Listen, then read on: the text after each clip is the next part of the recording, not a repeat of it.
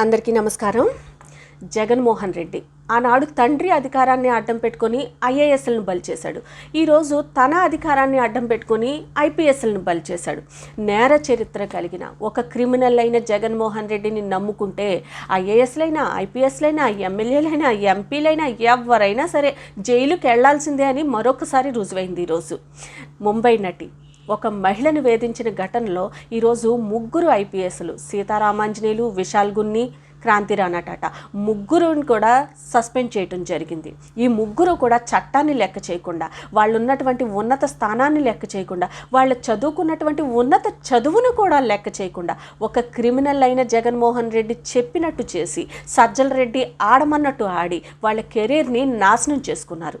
ఇలా ఆడవాళ్ళని వేధించిన ఈ ముగ్గురు ఉన్నతాధికారులను కూడా సస్పెండ్ చేస్తూ చంద్రబాబు నాయుడు గారు తీసుకున్నటువంటి ఈ నిర్ణయం చూసి ఈరోజు రాష్ట్రంలో ఉన్నటువంటి మహిళలందరికీ కూడా ధైర్యం కలిగింది. ఒక ఆడపిల్ల జోలికి వస్తే చంద్రబాబు నాయుడు గారి ప్రభుత్వంలో వాళ్ళు ఎంత పెద్దవాళ్ళైనా సరే శిక్ష పడి తీరుతుంది. ఈరోజు చంద్రబాబు నాయుడు గారు తీసుకున్న ఈ నిర్ణయం చూసిన తర్వాత ఎంత పెద్ద పోలీస్ ఆఫీసర్ అయినా సరే ఒక ఆడపిల్ల కష్టం వచ్చి కంప్లైంట్ చేస్తే దాన్ని నిర్లక్ష్యం చేయకుండా వెంటనే వాళ్ళ కర్తవ్యాన్ని నిర్వర్తిస్తారు. ఆడపిల్లకి న్యాయం జరిగేలాగా చేస్తారు. చంద్రబాబు నాయుడు గారు ఎప్పుడు కూడా మహిళా పక్షపాతి. ఆ విషయాన్ని ఎప్పటికప్పుడు ఆయన నిరూపించుకుంటూనే ఉంటారు.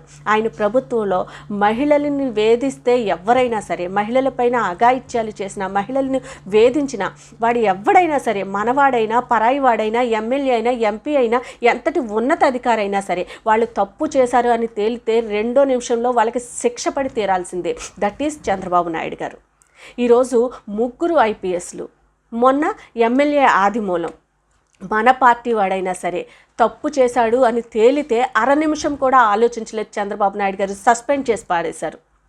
జగన్మోహన్ రెడ్డి తన అధికారంలో ఉన్న 5 ఏళ్లలో వాళ్ళ ఎమ్మెల్యేలు, ఎంపీలు, మంత్రులు ఎంతమంది ఆడవాళ్లతో అసభ్యంగా ప్రవర్తించి, ఆడవాళ్ళని వేధించి, ఆడవాళ్ళని చాలా అసహ్యంగా వాళ్ళు బిహేవ్ చేసి ఎన్నో వీడియోలతో సహా నిరూపణ అయినా సరే జగన్మోహన్ రెడ్డి ఒక్కళ్ళ మీద కూడా ఏ చిన్న చర్య కూడా తీసుకోలేదు. పైగా వాళ్ళని పక్కన పెట్టుకొని వెకిలి నవ్వులు నవ్వుతూ ప్రెస్ మీట్లు నిర్వహించి రాష్ట్రంలో ఉన్నటువంటి మహిళలందరినీ కూడా అవమానించాడు జగన్మోహన్ రెడ్డి. కానీ ఈరోజు చంద్రబాబు నాయుడు గారు మా పార్టీ వాడైనా సరే ఆడవాళ్ల జోలికి వస్తే వాడు మాకు శత్రువే, శిక్షార్హుడే అని నిరూపించారు చంద్రబాబు నాయుడు గారు. దట్ ఈస్ చంద్రబాబు నాయుడు గారు. అది మా నాయకుడి యొక్క గొప్పతనం. అది అసలైన తెలుగుదేశం వాదుల యొక్క గొప్పతనం. Thank you all.